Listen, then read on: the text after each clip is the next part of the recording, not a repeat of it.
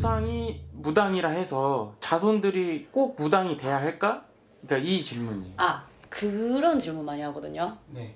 만약에 신을 모셔야 되는 분들 있잖아요. 네. 근데 내가 이 신을 모셔서 갔을 때 내 새끼한테 내려갈까봐 죽는 한이 있어도 모시기 싫다고 하시는 분들도 있어요. 네. 근데 내가 그거를 올가매고 가면 설령 내 자식한테 그게 내려간다 하더라도 어쨌든 내가 그 신명을 모시고 가서 총대를 매신 거잖아요.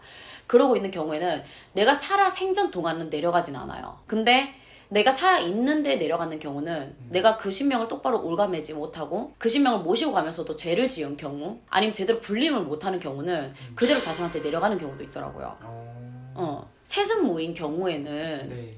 집안 대대적으로 만약에 무당이 나는 집안이 또 따로 있거든요. 네. 그런 경우에는 내가 무당을 하고 있으면서 내 자식한테 그대로 내려갈 수 있어요. 네. 근데 보통 아무것도 없는 상태에서 신들한테 너는 무당이 돼야 돼라고 점지받은 경우에는 네. 그대로 바로 직계 자손한테 내려가지 않는 걸로 알고 있거든요. 제가 아는 선에서는 그래요. 네. 그래서 보통 뭐 이렇게 얘기하시는 분들도 있어요. 내가 안 받으면 내 새끼가 받게 될까봐 모셨어요. 맞아요. 네. 그런 분들 있잖아요. 네. 그런 경우는 이제 어쨌든 내가 강신무로 점지를 받고 태어나서 내가 그런 남의 집을 빌어가고 내 죄를 빌어가면서 똑바로 올가매고 그 신을 열심히 믿고 빌어가면 그게 내 선에서 마무리 지을 수 있는 걸로 알아요. 강신무인 경우에. PD님께서 방금 그렇게 여쭤보셨잖아요. 네. 조상 중에 무당이 있으면 밑으로도 계속 무당이 나야 되냐고. 네. 조상 중에 그거를 저희가 말명이라고 부르거든요. 이 한 따까리 해먹은 무당들이 말명이 돼요. 꽃반상에 앉을 수 있어요. 네. 근데 그게 아닌 경우는 그냥 조상이에요. 그냥 귀신. 네.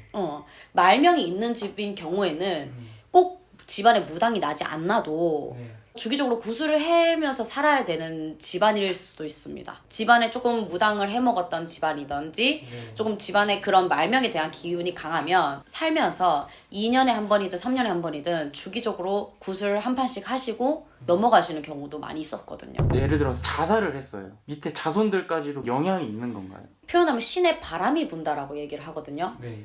결국 어떻게 내가 죽었으니까 조상바람이기도 하고 네. 신의 바람이기도 하고 나쁜 말로 우한바람이라고 얘기를 해요. 네. 이 바람이라는 건요. 네. 한 개씩 치지 않아요.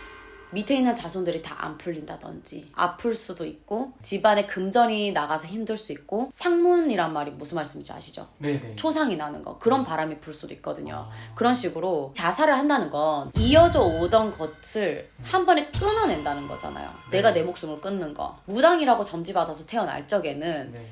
내가 이제 이 전생에 지은 업이 많아서 지은 죄가 많아서 가문 자체에 지은 죄가 많아서 그걸 많이 닦기 위해서 무당이 돼야 된다고 얘기하잖아요. 네. 그러면 내가 앞으로 살면서 이렇게 닦여 나가야 될 게 많은데 네. 그거를 포기하고 목숨을 끊은 거잖아요. 네.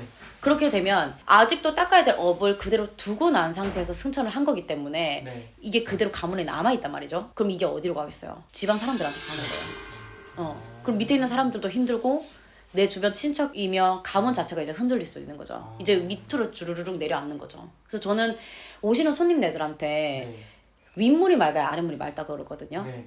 위에서 조상이 탄탄하다든지 네. 이런 잘 조금 빌어갔는 집안, 잘 불려갔던 집안은 암만 해도 그분들이 살아 생전에 힘들었을지 몰라도 밑에 있는 자식 새끼들은 편해요. 그러면 선생님 세습무라고 했을 때 나는 진짜 무당이 되기 싫다라고 할 수도 있잖아요. 그렇죠. 그럼 그럴 때 무당이 안 될 수도 있는 그런 방법이 따로 있나요? 무당이 안 될 수 있는 방법? 근데 네. 이 세습무 같은 경우는 네. 내가 무당이에요 하지 않아도 내려받는 거예요. 피할 수가 없어요. 왜 눌림꽃이라고 얘기를 많이 하잖아요. 네네네. 근데 눌림꽃이란 게 사실 우리가 이해하기 편하고 듣기 편하라고 눌림꽃이라고 얘기하는 거지 사실 눌림꽃이란 건 전 존재하지 않는다고 생각하거든요.